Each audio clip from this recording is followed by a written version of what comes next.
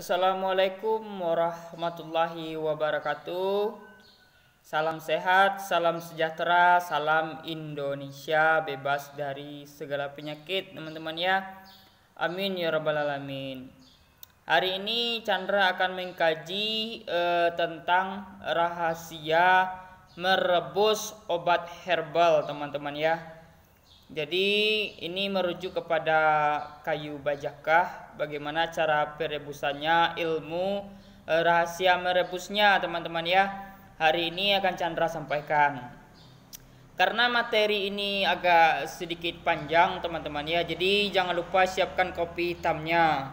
Jadi bagi teman-teman jangan lupa di like, di komen, dan di subscribe. Semoga channel ini memberikan manfaat kepada sahabat-sahabat semua, terutama sahabat-sahabat yang berikhtiar ingin kesembuhan dengan herbal, teman-teman ya. Dan juga kepada teman-teman yang mempergunakan herbal untuk pasien-pasiennya. Semoga pasien-pasien kita semuanya sembuh. Amin ya rabbal alamin, teman-teman ya. Jadi kita hari ini akan berbagi ilmu dan informasi bagaimana cara merebus herbal, rahasianya itu bagaimana. Jadi ilmu ini kita bagikan untuk umum semuanya, teman-teman ya. Karena kita belajar di grup herbalis. Terima kasih kepada guru-guru Chandra di grup herbalis yang sekarang itu lagi meneliti tentang kayu bajakah yang jenis bajakah kuning kalalawit, teman-teman ya. Jadi kita di grup itu ibaratnya begini kawan-kawan, ilmu itu kita harus berbagi di grup itu untuk bisa memberikan yang terbaik kepada Indonesia, teman-teman ya. Jadi dengan banyaknya informasi yang kita gali dan kita kaji, semoga memberikan kebaikan untuk masyarakat. Insya Allah ilmu-ilmu yang Chandra pelajari itu kita akan bagikan di YouTube ini. Jadi bagi teman-teman yang mungkin pecinta herbal ya, untuk kesembuhan sanak familinya atau siapapun, mari kita belajar bersama di channel ini. Jangan dibully, teman-teman ya, kita belajar bersama. Jika ada informasi yang benar, itu pun kita karena belajar bersama, teman-teman ya. Ini materinya cukup padat, teman-teman ya, untuk mengungkap bagaimana rahasia merebus obat herbal ini. Jadi ini Chandra ambil dari berbanyaknya sumber, banyaknya informasi ya, yang tidak bisa Chandra sebutkan sumber-sumbernya. Ini sudah kita telaah dan kita pelajari lebih dalam, teman-teman ya. Semoga ini bermanfaat untuk teman-teman yang sedang mengkonsumsi obat herbal dan juga kepada teman-teman yang menjual obat herbal, agar pasien teman-teman itu sehat, teman-teman ya. Rahasia perebusan ini juga menentukan untuk kesembuhan dan kualitas khasiat dari herbal itu, kawan-kawan ya. Jadi sangat penting sekali rahasia merebusnya ini. Banyak orang yang tidak membagikan ini, akhirnya asal-asalan rebus, jadi tidak berkhasiat, teman-teman ya. Tidak berkhasiat apa yang mereka minum itu. Jadi dengan sedikit ilmu ini semoga bermanfaat dan berkhasiat. Di sini juga ada alasan-alasan mengapa herbal itu tidak menjadi obat di dalam tubuh, teman-teman ya. Jadi kita bagi. Jadi jangan di skip video ini agar teman-teman mendapatkan informasi keseluruhannya, dan jangan agar tidak salah paham, teman-teman ya. Jadi tontonlah sampai habis. Baiklah teman-teman ya, kita mulai saja pembahasannya rahasia merebus obat herbal, teman-teman ya. Yang pertama ya, tentunya kalau teman-teman sudah mendapatkan obat herbal dari teman-teman beli ya, tentu ibaratnya obat herbal itu karena dijemur, itu harus dicuci bersih. Itu yang pertama, dicuci bersih dengan air yang agak hangat, teman-teman ya, agar debu-debunya itu terbuang. Tuh. Kadang-kadang herbal ini kan ada yang herbal segar, ada juga yang herbal kering. Jadi kalau kayak kayu bajakah itu kalau sudah kering itu dicuci, dibilas dulu dengan air yang agak hangat sedikit. Jadi terbuang debu-debu yang menempel atau mungkin pasir-pasir yang menempel. Itu yang pertama.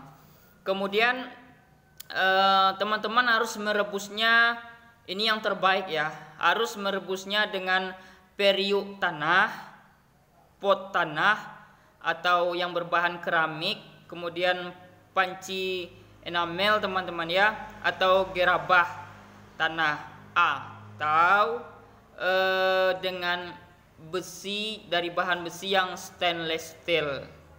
Nah, apa alasannya nanti akan Chandra sampaikan.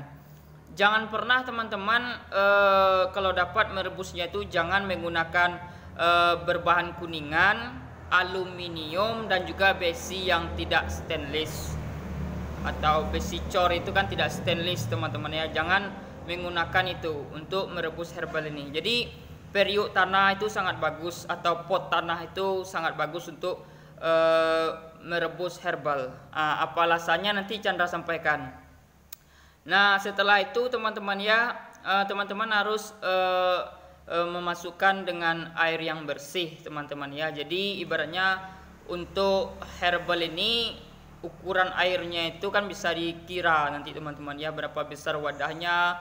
Kalau lebih baik itu bagus dimasukkan takaran dengan air yang bersih teman-teman ya. 3 gelas menjadi 2 gelas gitu teman-teman ya. Nah, kemudian ada herbal ini yang harus ditutup, ada juga yang tidak ditutup teman-teman ya. Kalau untuk kayu bajakah tidak ditutup tidak apa-apa, tapi untuk herbal-herbal yang lain, agar kandungan minyak asiterinya yang kita butuhkan itu tidak menguap, jadi harus ditutup. Jadi jangan sering-sering dibuka tutupnya itu teman-teman ya. Jadi ada sebagian herbal yang bisa ditutup, bisa juga yang tidak. Nah, kemudian cara perebusannya bisa menggunakan api besar, bisa menggunakan api kecil, dan juga bisa menggunakan api yang sedang. Biasanya kalau untuk herbal kayu bajakah kita menggunakan api besar dulu, kemudian agak dikecilkan, disedangkan, dikecilkan. Nah, baru nanti didinginkan teman-teman ya, kalau untuk herbal-herbal yang keras. Jadi biasanya kalau untuk api-api kecil ini teman-teman ya, biasanya itu merebus ginseng, jamur lingzi, dan mahkota dewa. Jadi setiap herbal-herbal yang mungkin mengandung toksin atau racun itu menggunakan api yang kecil teman-teman ya. Nah, juga herbal-herbal yang mudah, kalau herbal-herbal yang mudah menguap itu biasanya yang sifatnya untuk tonik teman-teman, yaitu dengan api besar. Untuk penguat itu dengan api besar. Contohnya daun mint dengan api besar, kemudian biar cepat mendidihnya, biar agar minyak asiterinya itu tidak cepat menguap. Jadi harus dengan api besar langsung, kemudian baru dengan api dikecilkan. Misalnya itu kalau dengan api besar itu daun mint, cengkeh, kayu manis, dan juga kayu bajakah. Jadi kayu bajakah itu dengan api besar teman-teman ya, kemudian dikecilkan apinya agar setiap larutan-larutannya itu keluar teman-teman ya. Nah, kalau dapat teman-teman ya, kalau kayu bajakah ini lebih baik dipotong kecil-kecil. Jadi setiap zat-zatnya itu mudah keluar dari pori-porinya itu kawan-kawan ya. Nah, itu harus ini kan agak kecil-kecil kan. Nah, saya akan memberikan mengapa ini juga ada beberapa bahan panci aluminium. Jika ibu-ibu memasak ini tidak boleh teman-teman yang memasak bahan yang asam-asam ya, itu tidak boleh menggunakan bahan aluminium. Karena apa? Karena bahan aluminium ini, asam-asam itu akan melarutkan zat-zat aluminium tadi teman-teman ya. Jadi bagi ibu-ibu yang memasak ini menggunakan panci aluminium, yang memasak asam-asaman, sayur asam, kalau dapat jangan yang menggunakan panci aluminium. Kalau dapat panci stainless steel yang asam-asam lah, karena asam itu bisa melarutkan aluminium tadi teman-teman, yang mengurai, karena bisa merubah warna dan rasanya teman-teman ya, meluruhkan kandungan metal yang ada di aluminium itu. Jadi bercampur dengan masakan itu juga akan membuat kita mendapatkan penyakit teman-teman ya. Ya. Kadang itu kan rasanya masakan kita itu kok bau pahit gitu kan, karena itu ada campur aluminiumnya, metalnya itu keluar, padahal tidak gosong teman-teman ya. Kemudian jangan juga menggoreng telur dengan panci aluminium, itu juga berbahaya kawan-kawan ya. Nah, oke, Chandra akan memberikan alasan mengapa kita harus menggunakan panci pot tanah keramik atau gerabah tanah liat itu teman-teman ya. Kenapa? Nah, ini yang menjadi pertanyaan, karena ini akan memperkecil efek samping dari obat herbal itu sendiri teman-teman ya. Kemudian panci berbahan dari tanah atau keramik ini atau dari beling ini juga boleh, dari beling ya, itu bisa membunuh bakteri dan mikroba teman-teman ya, karena tanah ini sifatnya bisa membunuh virus, mikroba dan bakteri. Kemudian tanah ini juga bisa menghilangkan racun, menetralkan racun dari bahan herbal kita tadi.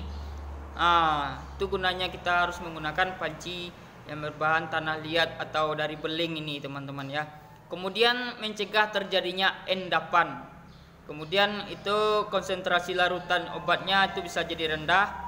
Nah, agar tidak terbentuknya racun atau toksin. Terhindar dari efek samping dari bahan kimia dalam bahan jamu tadi teman-teman ya. Nah, begitu juga teman-teman ya, kalau teman-teman merebus dengan bahan kuningan, aluminium atau besi yang tidak stainless tadi, itu akan membuat ramuan herbal teman-teman tuh akan adanya endapan atau bahan aluminium tadi terurai kawan-kawan ya, terurai ke zat herbal tadi. Nah, inilah alasan mengapa kalau dalam merebus herbal ini kita harus menggunakan panci dari bahan tanah atau beling atau yang stainless steel teman-teman ya. Jangan menggunakan kuningan, aluminium atau besi yang tidak stainless, karena ini akan mencemari herbal kita tadi teman-teman ya. Jadi ini sangat berbahaya juga bagi kesehatan dan bagi tubuh saudara-saudara sekalian. Jadi demikianlah teman-teman ya, rahasia merebus obat herbal ini yang Chandra pelajari dari banyak-banyak ini teman-teman ya. Jadi semoga ini bermanfaat. Nah, semoga ini memberikan manfaat bagi teman-teman semuanya. Jadi kita harus telaten teman-teman ya, jangan bosan, jangan hanya sekali dua kali rebus kemudian bosan. Harus telaten ibaratnya teman-teman ya, harus telaten, harus jadikan ini sebuah hal yang menyenangkan. Tujuannya adalah untuk kesehatan diri kita sendiri teman-teman ya. Jangan bosan merebus herbal itu, kita harus yakin, kita yakin pasti kita akan sembuh dengan herbal ini teman-teman ya. Nah, nanti herbalnya ditunggu dingin. Itu kadang ada juga yang teman-teman yang menjual dari serbuk, mereka tidak menggunakan celup teman-teman ya, mereka menggunakan kain bersih yang disaring. Nah, jadi kalau kain bersih yang disaring, nah itu bagus. Jadi lebih bagus didinginkan herbalnya dulu agak dingin, baru disaring, baru diminum teman-teman ya. Jadi semoga informasi ini bermanfaat. Salam sehat, salam sejahtera, salam Indonesia bebas dari segala penyakit. Salam grup Herbalis Indonesia, grup ingin sehat bersama, dan juga grup jual beli kayu bajaka. Semoga informasi ini bermanfaat bagi saudara-saudara semua. Nah, mungkin ada yang bertanya teman-teman ya, Bang Chandra, kayu bajaka ini bagus direbus dengan daunnya atau batangnya? Nah, itu ada yang bertanya. Jadi jawaban Chandra begini teman-teman ya, kalau herbal itu sebenarnya teman-teman ya, untuk kombinasi ini kita juga harus menggunakan ilmu, karena ada sebagian dari herbal itu yang kita tidak bisa mencampurkan antara daun, kulit batang dan juga akarnya secara bersamaan, karena itu akan menimbulkan efek samping yang berbahaya juga. Nah, untuk kayu bajaka sendiri itu karena ibaratnya mengambil daunnya ini sulit teman-teman ya. Kadang sebagian ada juga itu yang menggunakan rebusan daunnya juga sulit kawan-kawan ya. Jadi dari batangnya itu sudah cukup kawan-kawan ya. Cuman kalau yang lebih bagusnya kan harus dengan daunnya juga sekalian.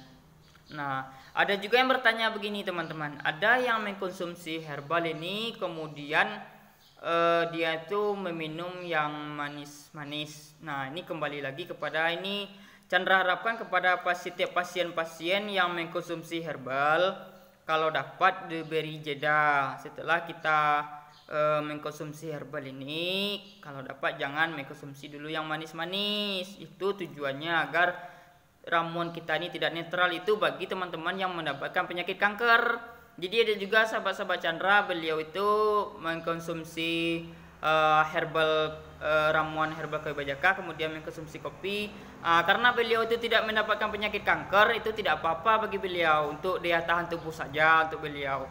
Jadi itu boleh teman-teman ya, boleh.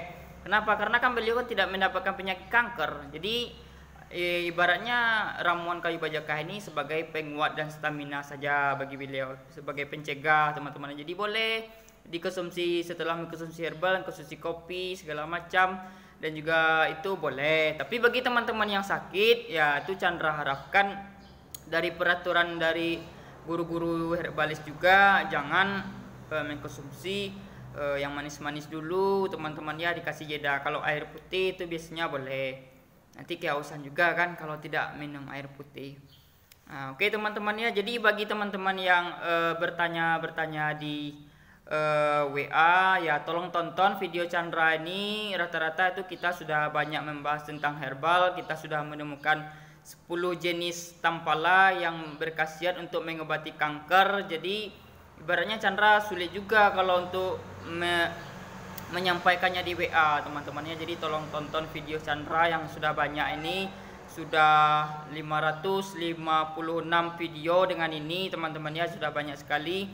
Jadi semoga informasi ini bermanfaat. Tujuan kita semuanya pencari kayu bajaka untuk menyehatkan Indonesia. Jadi bagi teman-teman yang ingin memesan herbal bisa hubungi Chandra di 0812 7889 0119. Nanti kita ada pantangan, dosis, anjuran, bagaimana cara merebusnya, bagaimana yang warningnya ya, peringatan bagi tidak boleh konsumsi ini dan sebagainya.